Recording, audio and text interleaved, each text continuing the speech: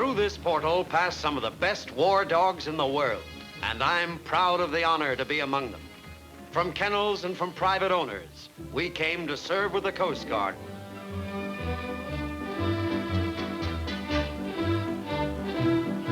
And although we dogs have been going to war since the days of ancient Egypt, I must confess I was homesick and nervous. As my crate was opened for me to come out, I couldn't help wondering what kind of a dog's life it was going to be. Well, first thing they did was to have us processed in pretty much the same manner as any 1A selectee. I had to be at least 24 inches high at the shoulder. A cinch for me. Some young punks too small to make it kept watching us, wishing they were bigger. I wasn't too worried about the weight requirement either. No less than 55 pounds. And I came within the age bracket too, from 14 months to 3.5 years old. The small stuff hung around, hoping that somebody might start a kindergarten, I guess. Physical fitness was more important than a pedigree, just like with humans. But of course, we didn't get exemptions for dependents.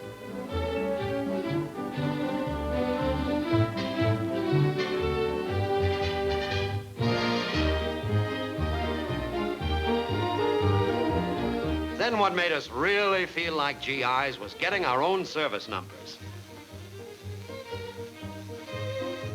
In fact, we got the whole works, including individual photographs for identification files. And every time the camera clicked, the small fry fretted with envy. There were some fine-looking guys in my outfit, and gals, too, like this one. Not bad, huh? I kept wondering if she'd notice me. There was plenty of competition in the crew.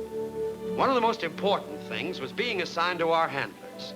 For from this moment on, our lives and our missions would blend us as one. As we walked back to our quarters, each of us prayed inwardly that we would make the grade, that we would not fail or disappoint these men whom we were to serve, that we would be worthy of the long, tiring, patience-demanding weeks of work they would give us. And so we met each other and became friends and tried to show that we considered one another to be the best of all of them. And a strong bond of confidence was cemented between us. No wonder the juveniles were jealous. We were more than mascots. We were going to be war dogs of the Coast Guard. At chow time, the handlers lined up to get our specially prepared rations. With our appetites sharpened, we were hungry enough to eat anything. But this chow smelled extra good, and it tasted even better. Junior just drooled for some. They sure knew how to feed us. And they knew everything there was to learn about our care, our grooming, and our welfare. As experts instructed our handlers in every detail, drawing on their past experience and familiarity with dogs. But we had things to learn, too. In the basic training area, we were to be taught the first requirement of all war dogs: simple obedience.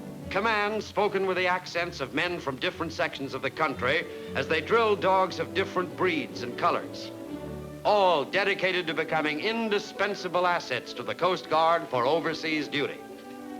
So they put us through the routine until we caught on, drilling into us things we never dreamed of in civilian life.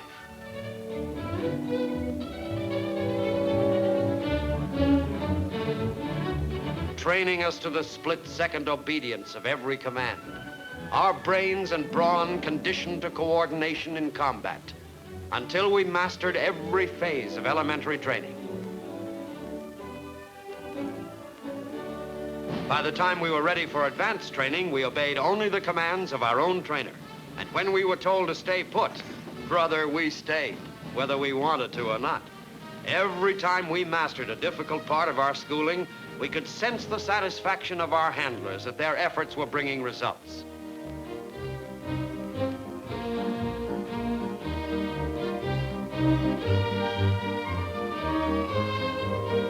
Through it all, they conditioned our muscles with canine calisthenics. After we learned how to take the hurdles, it was just another step until I was taking them alone and carrying a small object in my mouth for good measure. Pretty soon, I was really tops at it.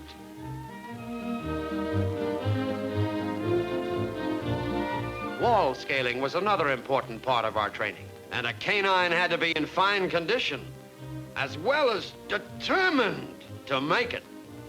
Jumping over barbed wire wasn't fun if you didn't clear it. But learning to crawl under the stuff was even more rugged to prepare us for the tough, tangled terrain of the Pacific. An agitator had no soft job as we learned to attack the forward thrust arm with lightning in our spring and all our power behind it when we bit the padded arm. Every useful tactic I learned to execute efficiently so as to make myself a valuable partner in any emergency where I could help. A vital part of our training included the use of live gunfire, which accustomed us to the sound of weapons fired at close proximity.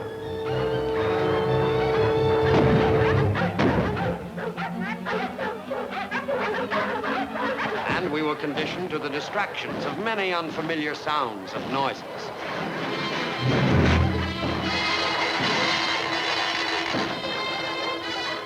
Under simulated battle maneuvers, through smoke-filled terrain, we rushed the enemy with our handlers.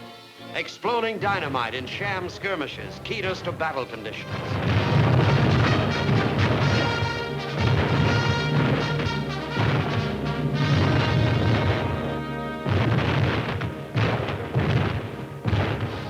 The great day arrived, graduation.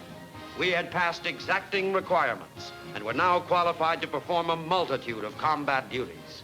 Proudly, we passed in review. Now we were ready for active duty overseas, ready with our handlers to take our share of hardships without a whimper, ready to prove our worth under fire. As the ship stood out to sea, we proved to be good sailors, salty dogs of the Coast Guard.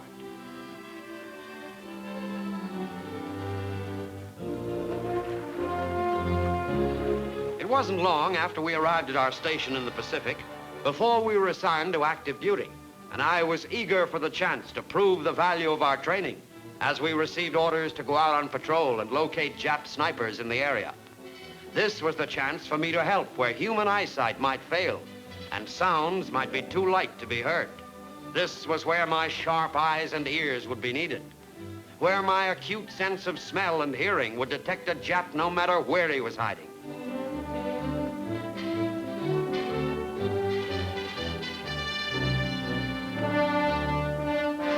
As we followed the jungle-like trail, all my perceptions were sharpened to sort out every sight and sound and smell, to follow every trail that might lead to the enemy's concealed position. The further we penetrated, the more cautiously we moved, for in this theater, the Japs used the jungle's tangle like a weapon. A sniper could hide any place in here. The only way to get him was to go in and find him. And it was on one of these patrols that my training had to prove itself.